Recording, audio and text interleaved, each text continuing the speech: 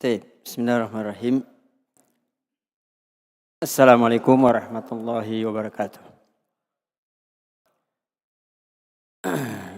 Alhamdulillah nahmaduhu ta'ala wa nasta'inuhu wa nastaghfiruh wa na'udzu billahi min syururi anfusina wa min sayyiati a'malina may yahdihillahu fala mudilla lah wa may yudlil fala hadiya lah. Asyhadu an la ilaha illallah wahdahu la syarika lah wa asyhadu anna nabiyyana Muhammadan sallallahu alaihi wa ala alihi wasallam. Ya ayyuhalladzina amanu taqullaha haqqa tuqatih wa la tamutunna illa wa antum muslimun. Amma ba'd. Fa inna asdaqal hadisi kalamullah khairal huda huda nabiyyina Muhammad sallallahu alaihi wa ala alihi wasallam. Wa syarrul umuri muhdatsatuha fa inna kulla muhdatsatin bid'ah. Baik, alhamdulillah jamaah sekalian. Kita lanjutkan ya pelajaran kita dalam al-aslus salis, pokok yang ketiga dari al-usulus salasa, yakni ma'rifatu an-nabi sallallahu alaihi wasallam.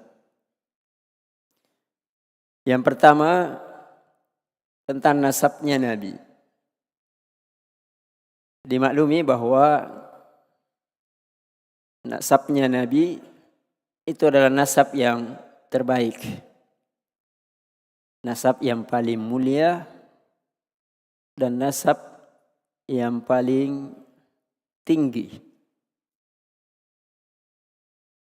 Kalau orang Bugis atau Makassar, kalau keturunannya keturunan dari raja-raja ya, tidak pernah keluar. Karena memang Nabi adalah pilihan. Jadi saya sudah tuliskan di situ 21 urutan dari silsilah bapaknya Nabi sampai ke 21. Itu nasab yang disepakati oleh semua ahli nasab. Tidak ada yang berselisih sampai ke neneknya yang ke-21. Setelah ke-21 itu tidak disepakati orangnya, namanya, sampai kepada Ismail alaihi salatu wassalam, sampai kepada Ibrahim. Tapi disepakati sampai kepada Ismail. Cuma tidak disepakati orang-orangnya yang mana. Paham maksudnya? Ya, artinya tetap disepakati sampai kepada Ibrahim. Cuma namanya, siapa orangnya itu yang tidak disepakati. Tapi ada nama-namanya, cuma tidak disepakati. Jadi yang ditulis di situ 21 orang itu disepakati. Bapaknya, kakeknya, bapaknya, kakeknya, kakeknya, kakeknya, bapaknya, kakeknya, kakeknya, sampai yang ke-21. Kalau kita biasanya kita tahu kakek kita sampai yang keberapa? Yang paling-paling kakek. Bapaknya kakek sudah hilang. Lebih celaka lagi kalau orang tidak tahu siapa bapaknya. Iya kan? Jadi Nabi itu memang terjaga dan terpilih. Yaitu tidak ada keraguan padanya. Dan tidak ada yang menyelisihi tentang hal tersebut. Nah sekarang yang penting ya, sebagian kan kita sudah tahu. Nabi Shallallahu Alaihi Wasallam biasanya yang kita kenal Nabi itu lahir dalam keadaan yatim. Jadi belum lahir sudah yatim. Jadi masih dalam kandungan sudah yatim. Jadi bapaknya yakni Abdullah meninggal ketika Nabi masih dihamilkan oleh ibunya. Kemudian Nabi setelah lahir masih balita. Setelah bapaknya meninggal dipelihara oleh siapa? Paman nenek kakeknya ya, Abdul Muttalib.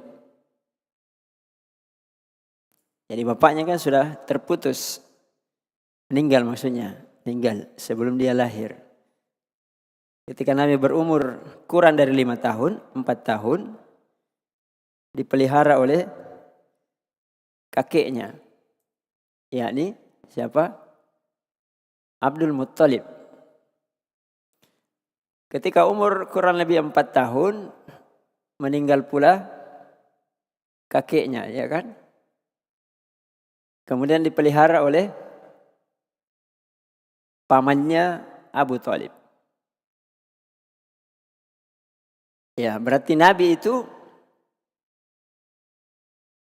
sebelum lahir sudah menderita. Kenapa? Tidak ada bapaknya.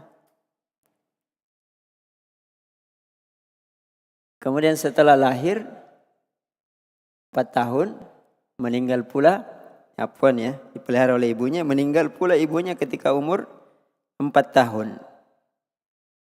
Kemudian dipelihara oleh kakeknya, tadi saya keliru, Abdul Muttalib sampai Nabi umurnya 8 tahun. Berarti Nabi itu susah, di atas susah, di atas susah.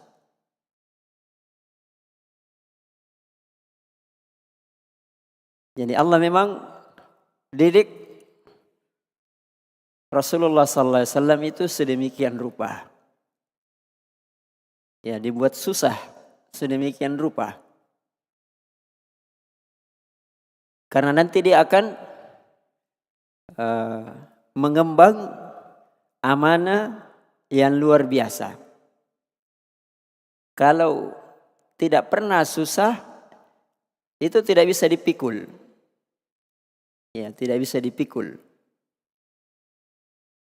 Karena itu seseorang kalau ingin besar di kemudian hari, itu memang harus dididik susah. Bukan cari susah ya, tapi dididik susah. Kalau tidak bisa susah, tidak bisa jadi pemimpin. Kalau menjadi pemimpin, nanti pemimpin yang menyusahkan. Paham maksudnya? Kenapa menyusahkan? Karena dia tidak mau susah. Tidak ada uangnya, ya rakyat yang disusahkan. Tapi kalau pemimpin susah dari awal, dia akan berusaha agar rakyatnya tidak susah seperti dia. Karena dia sudah tahu susah. Yang susah kan ketika orang tidak tahu apa itu susah. Paham maksudnya? Makanya kalau orang belajar itu harus susah. Supaya tahu ilmu itu susah. Kalau tidak pernah melewatinya, tidak bisa dia susah. Biar dia tahu ilmu, banyak hafalan, banyak pemahaman, tapi dia tidak bisa susah. Tidak bisa dia mendidik orang. Karena dia tidak merasakan apa itu susah. Taib. Jadi Rasulullah SAW, panjang ceritanya ya, kita tidak cerita panjang lebar tentang hal itu. Setelah wafat kakeknya, maka dipelihara oleh pamannya Abdul Muttalib. Kemudian Nabi SAW Itu kakeknya yang kedua. Siapa? Yang saya kasih tanda itu Hashim.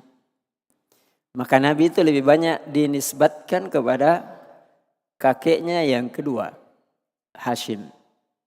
Makanya nanti Muhammad ibnu Abdul Muttalib, Muhammad ibnu Abdullah ibnu Abdul Muttalib, Al-Arabi, Al-Qurashi, Al-Hashimi. Dinisbatkan kepada kakeknya yang kedua. Kenapa?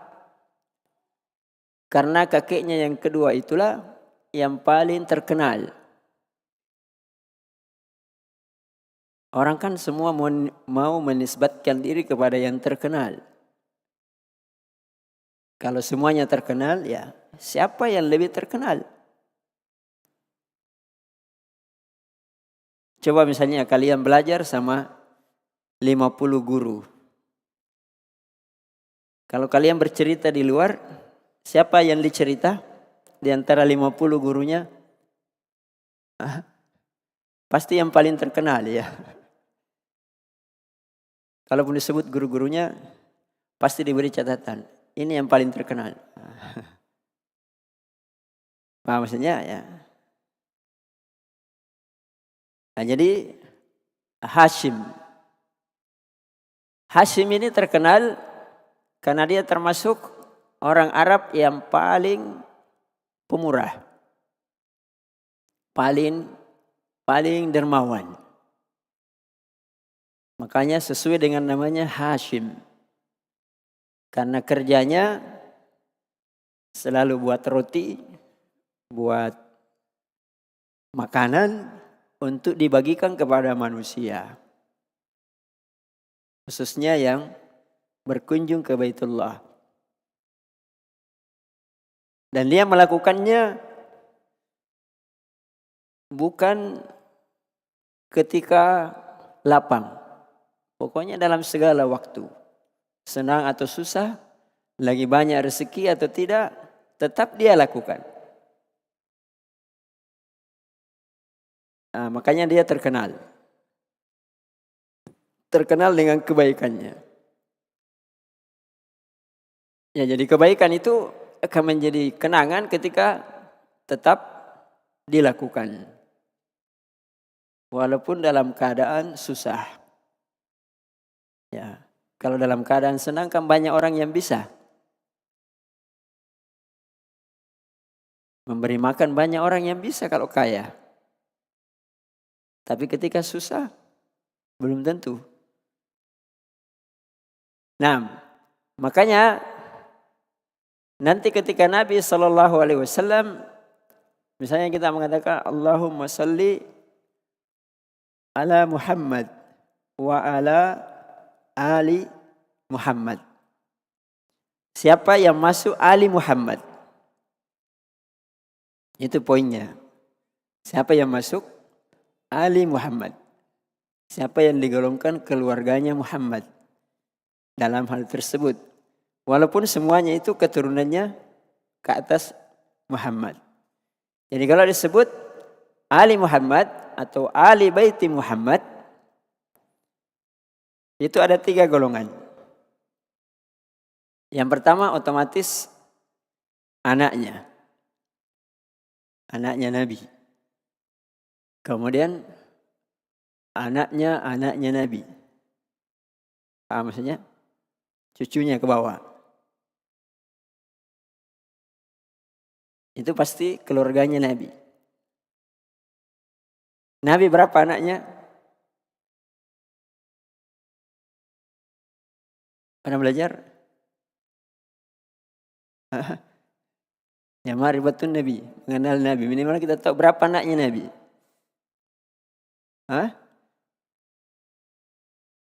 Anaknya Nabi itu 7. 4 perempuan dan 3 laki-laki. Yang perempuan Fatimah, Ummu Kulsum, Ruqayyah dengan Zainab. Yang laki-laki Al-Qasim, Abdullah, kemudian Ibrahim. Ya. Tapi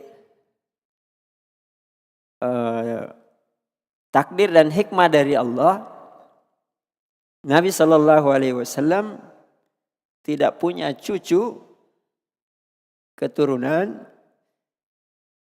kecuali dari Fatimah. Jadi yang lainnya itu anak laki-lakinya semuanya meninggal sebelum besar. Ya. Anak perempuannya besar tapi menikah, tapi sebagiannya tidak punya anak.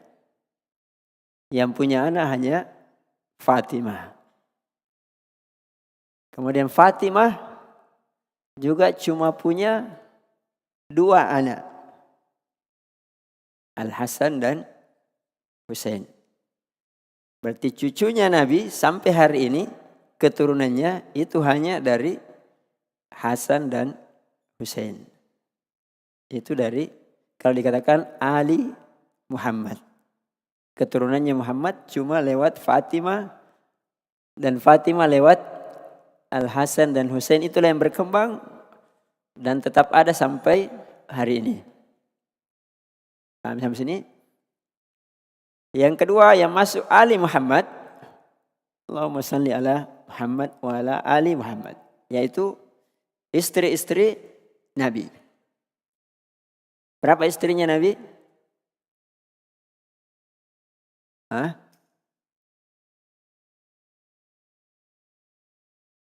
Iya. Istri Nabi itu ada 11 orang. Ada berapa? 11 orang.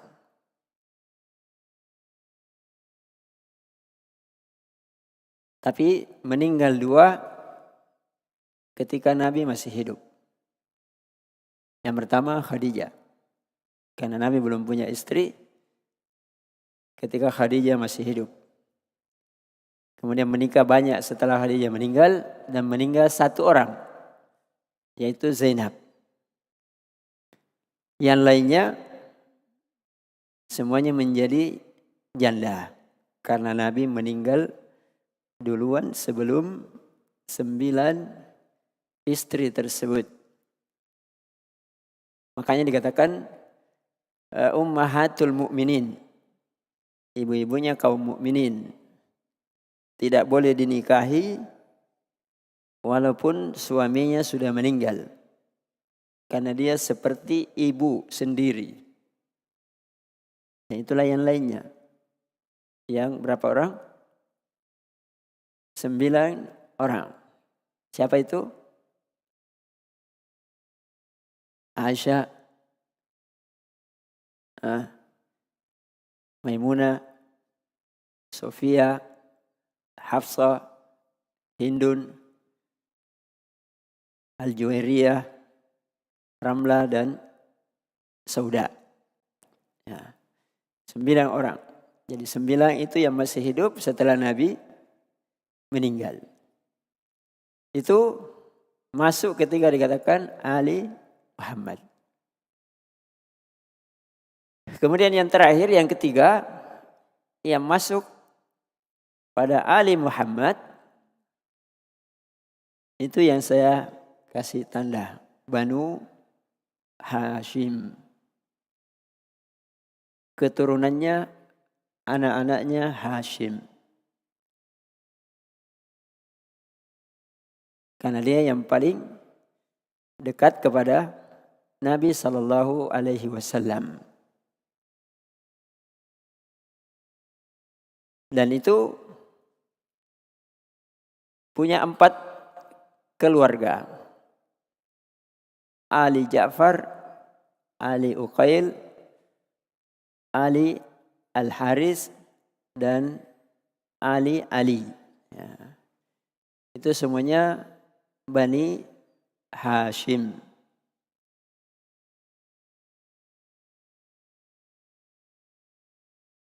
Kenapa harus ditahu itu? Karena dia punya keutamaan tersendiri. Itulah yang orang katakan ahlul bait. Ahlul bait. Yang selalu dijadikan propaganda oleh orang-orang Syiah. Padahal sunnah yang paling menghargai, menghormati, memuliakan dan paling mencintai ahlul bait. Jadi bukan milik mereka saja. Tapi seharusnya milik kaum muslimin semuanya.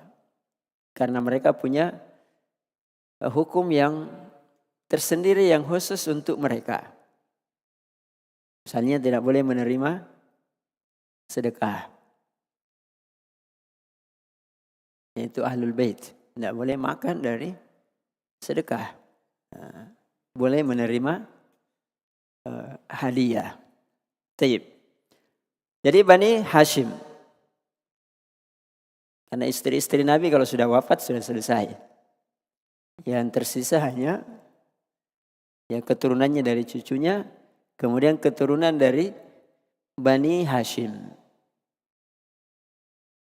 Dalam Al-Quran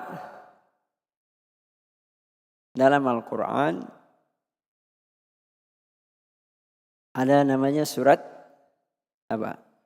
Li'ilafi Quraisy. Surat apa?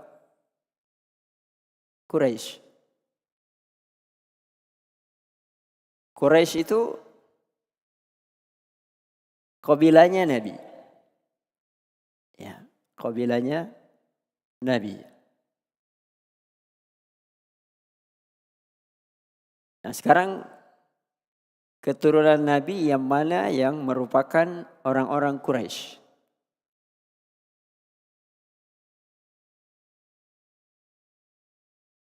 Saya sudah lingkari di situ ya.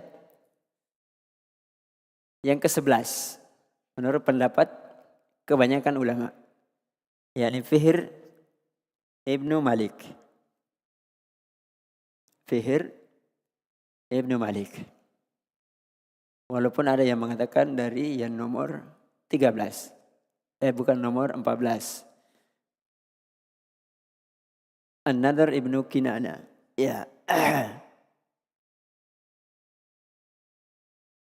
Itu kabilahnya Nabi. Quraisy. Li'ilafi Quraisy. Ilafihim rihlatash syita'i was-sayf. Falyabudu rabb hadzal bait alladzi at'amahum min ju'in wa amanahum min khauf.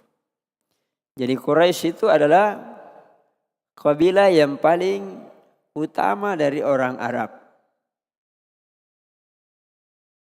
Dari sisi kemuliaan, kepemimpinan, kekuatan, keutamaan dan seterusnya.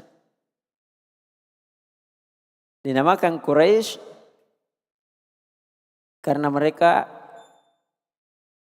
ahli dalam berdagang.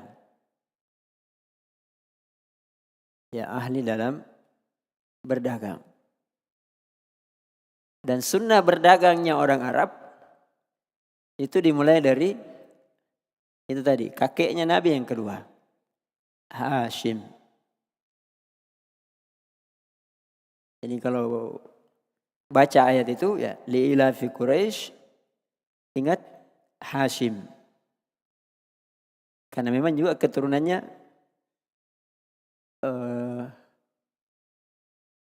yang nomor 3 ya. Keturunan kakek Nabi yang kedua ya. Jadi kalau ditanya apa kabilahnya Nabi, kabilahnya adalah Quraisy. Jadi semua keturunan dari nomor berapa itu? Fihr tadi nomor berapa? 11. Semua keturunannya itu berkembang sampai sekarang itu semuanya suku Quraisy. Jadi kalau nasabnya sampai kepada Fihr Ibnu Malik, maka semuanya itu Quraisy. Kalau tidak nyambung ke situ berarti dia bukan suku Quraisy. Tapi suku Quraisy yang paling afdol adalah Bani Hashim.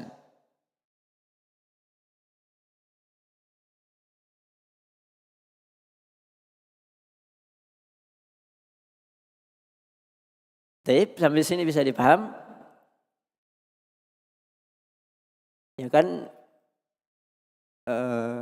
kita sudah sering dengar, tapi kadang ya yang mana sukunya Nabi? Ya, kalau kita sekarang kan di sini suku. Ya. Kalau kita misalnya mengaku suku Makassar, nisbahnya kepada siapa sebenarnya suku Makassar itu? Kalau ditelusuri nasabnya, siapa sebenarnya yang dianggap sebagai asalnya orang Makassar? Apakah Sultan Hasanuddin? Tidak jelas kan? Walaupun dia orang Makassar misalnya. Ya itulah kelebihannya orang Arab, khususnya Nabi kita Sallallahu Alaihi Wasallam. Karena itu memang dijaga oleh Allah. Jadi memang pilihan dari pilihan. Orang Bugis, orang Jawa atau siapa saja sukunya, siapa orangnya. Kadang mereka sendiri berselisih. Menurut saya ya si Bulan, Andi ini, Puang ini, Karaeng ini. Kalau versi sana lain lagi. Kalau Nabi tidak disepakati. Itu memang suku. Walaupun Quraisy diperselisihkan tapi tetap keturunannya. Apakah Fihr ibn Malik atau An-Nadhr ibn Kinana. Tapi itu tetap disepakati jalurnya. Ya. Nah, sehingga ketika ada nanti orang yang menisbatkan diri di situ. Tapi tidak nyambung. Otomatis keluar dari situ. Ya. Nah. Makanya Nabi SAW kalau secara umum dikenalnya ya Muhammad ibnu Abdullah ibnu Abdul Muttalib Al-Arabi Al-Qurashi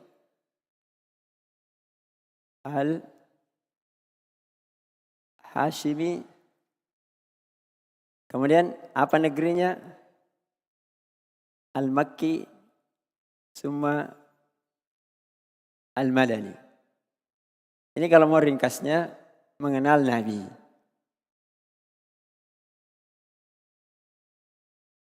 Muhammad ya bapaknya, kemudian kakeknya. Ini kan bapaknya ya. Kemudian kakek. Kemudian orang Arab. Ini paling umum. Orang Arab. Kemudian sukunya apa? Quraisy. Ini qabilah. Kalau kita bilang suku ya. Kemudian Al-Hashimi itu tadi. Nisbah kepada kakeknya yang paling terkenal. Al-Hashimi. Kemudian apa negerinya? Ini negeri. Tempat lahirnya. Kemudian tempat hijrahnya Nabi ke Madinah. Negeri kedua. Lahir di Mekah. Berhijrah ke Madinah. Kemudian wafat di Madinah. Yaitu paling ringkasnya. Harus ditahu. Muhammad ibn Abdullah ibn Abdul Muttalib Al-Arabi Al-Qurashi Thumma Al-Hashimi Al-Makki Al-Madani. Ya.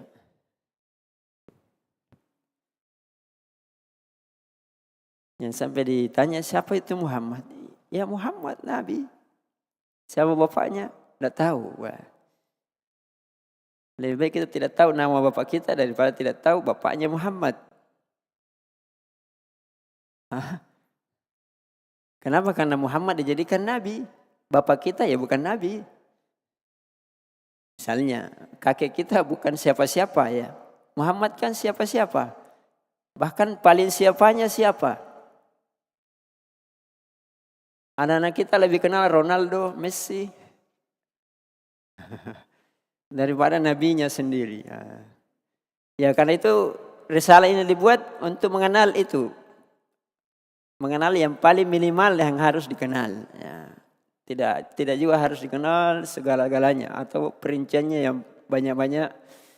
Itu pekerjaannya orang yang belajar. Tapi minimal poin-poin penting dari ya nasabnya Nabi. Nah, kemudian kadang dikatakan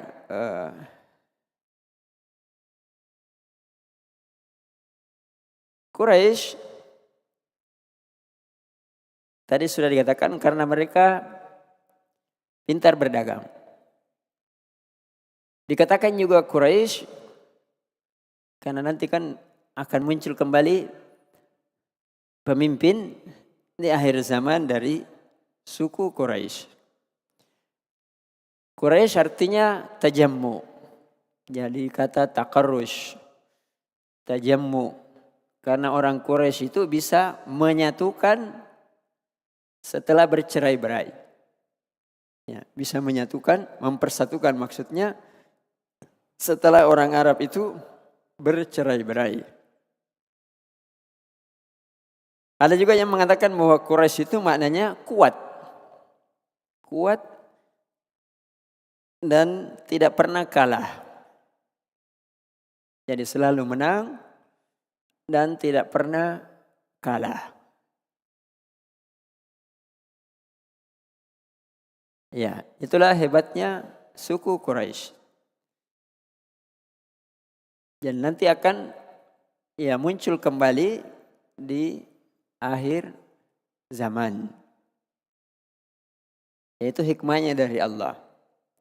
Karena bibit yang bagus, kalaupun seperti emas, kalaupun tertimbun, suatu saat digali, dia akan muncul kembali. Ya. Yang berikutnya, ya nama Muhammad. Nabi kita itu punya banyak nama, tapi yang paling terkenal cuma 2, yaitu Muhammad dan Ahmad. Karena itu disebut dalam Al-Quran. Ada surat Muhammad dan ada disebut dalam Al-Quran Ahmad. Ismuhu Ahmad. Kenapa disebut Muhammad? Karena banyak sifat-sifat kebaikan yang terpuji padanya. Maka disebut Muhammad. Dan nama ini dipilih oleh Allah karena sebelumnya orang Arab sangat jarang menggunakan nama tersebut. Sampai-sampai orang Yahudi dan Nasara pun yang mengerti tentang Taurat dan Injil itu pengen nama tersebut. Karena mereka menginginkan nabi dari jalur mereka. Ya, dari jalur mereka.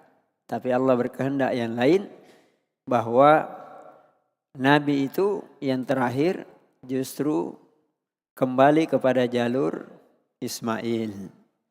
Bukan jalur Ishak. Padahal Ishak itu paling banyak nabinya, ya kan?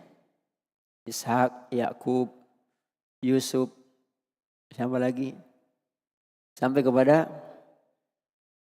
Isa alaihissalatu wassalam. Silsilah nabi. Ya, silsilah nabi dan rasul. Tapi Allah pilih penutup rasul justru dari jalur Ismail. Padahal silsilahnya tidak ada nabi. Bukan silsilah nabi. Ya. Ismail kan sesudahnya terputus nabi. Tapi tetap terjaga nasabnya. Sampai kepada Rasulullah sallallahu alaihi wasallam. Nah, karena itu sekarang kalau bulan haji, ya orang ingat Nabi Ismail, bukan ingat Nabi Ishak. Kenapa? Karena Allah takdirkan Ibrahim berhijrah dari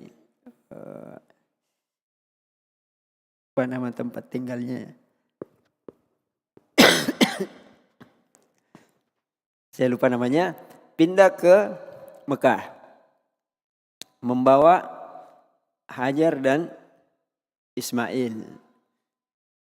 Jadi Ibrahim, Ismail itu asalnya bukan orang Arab. Bukan orang Arab. Tapi ketika tinggal di Mekah, membangun peradaban, bergaul dengan orang Arab, menikah dengan orang Arab, turun-temurun, maka menjadilah mereka orang Arab. Keturunannya maksudnya. Ya. Jadi dikatakan mereka itu musta'robah. Orang-orang yang dijadikan Arab. Asalnya bukan Arab.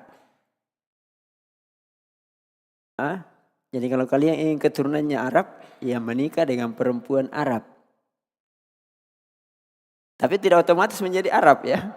Nanti lama-lama anaknya Arab menikah lagi dengan orang Arab, tambah kuat Arabnya akhirnya menjadi orang Arab. Itu namanya musta'robah. Menjadi Arab. Tapi sekarang kebanyakan orang ingin menjadi Eropa. Ingin menjadi Eropa. Menikah dengan macam-macam. Orang yang tidak jelas. Akhirnya tambah tidak jelas. Iya kan? Sudah habis waktu ya. Tapi sedikit lagi ya.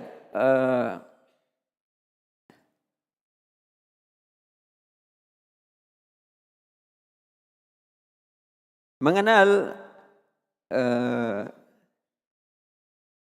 nasab Nabi bukan untuk sekedar membanggakan nasab. Karena membanggakan nasab itu bagian dari jahiliyah.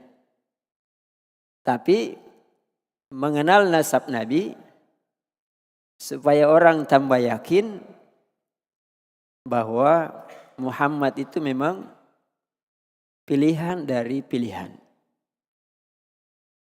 Termasuk nasabnya. Artinya kalau pilihan dari pilihan, tidak ada pilihan bagi kita ketika tahu itu kecuali mengikuti pilihan tersebut.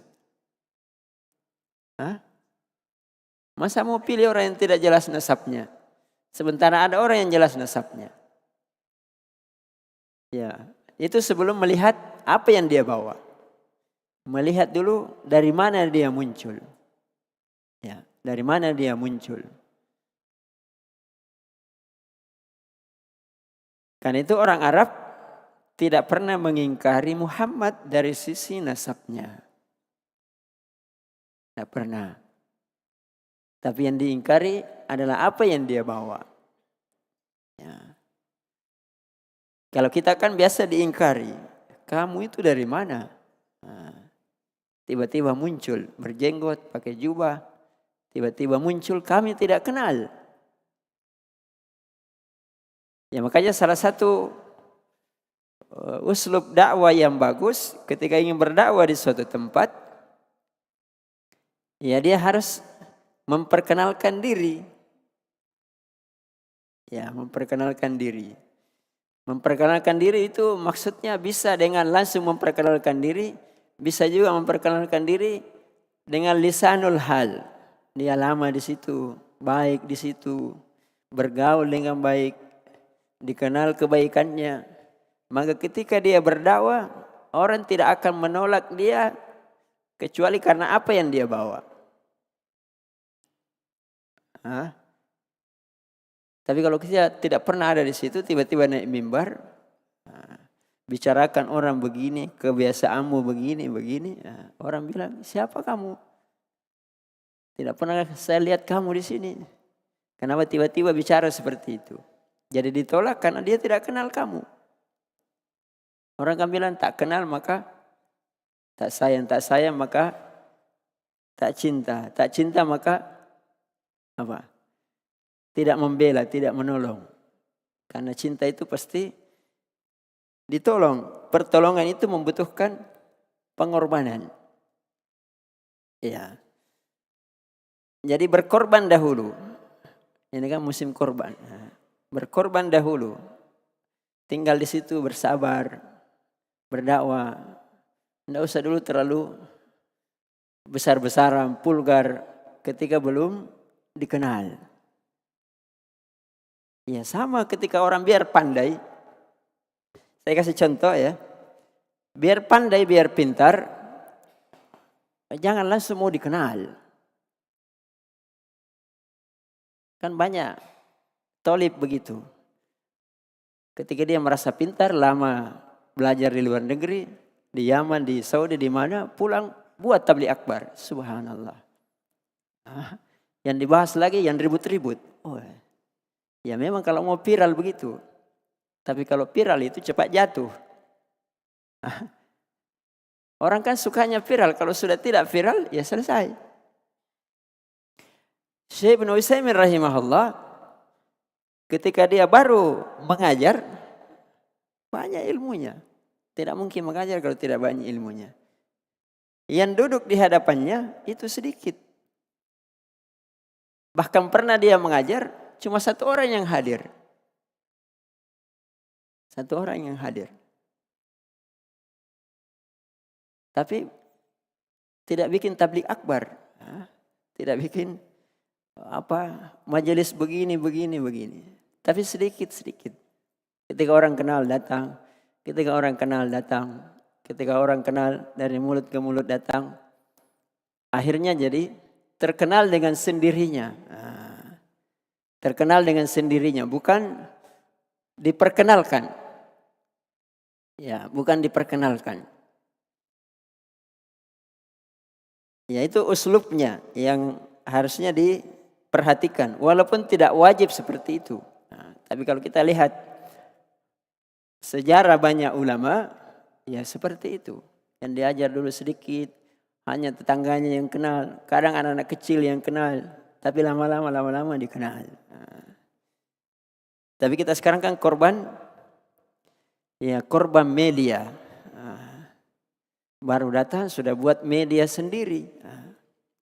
Sekarang kan orang berlomba buat media. Ya kalau mau terkenal begitu. Walaupun juga tidak dilarang ya, namanya dakwah. Tapi perlu hati-hati. Ya, perlu hati-hati. Karena terkenal itu, ya bebannya juga berat. Tanggung jawabnya berat. Kalau tidak siap, ya bahaya. Baru dibully sedikit, dikritik sedikit, diributkan sedikit, ribut juga. Ya. Nah, ya saya kira cukup dahulu ya. Karena sudah lewat. InsyaAllah ta'ala kita akan lanjutkan pada pertemuan yang akan datang. Ya, sedikit-sedikit saja. Cuma ini saya rasa penting. Karena sebelumnya kadang kita tidak kenal dari mana sebenarnya itu Quraisy. Ya, dari mana itu Quraisy? Ternyata memang itu kabilahnya Rasulullah sallallahu alaihi wasallam. Nah, qulu kama tasma'un barakallahu fikum. Wa sallallahu wasallam ala nabiyyina Muhammad wa ala alihi wa ashabihi wa man tabi'ahum bi ihsan ila yaumiddin. Subhana rabbika rabbil izzati amma yasifun. Wassalamu alal mursalin wa akhiru da'wana alhamdulillahi rabbil alamin.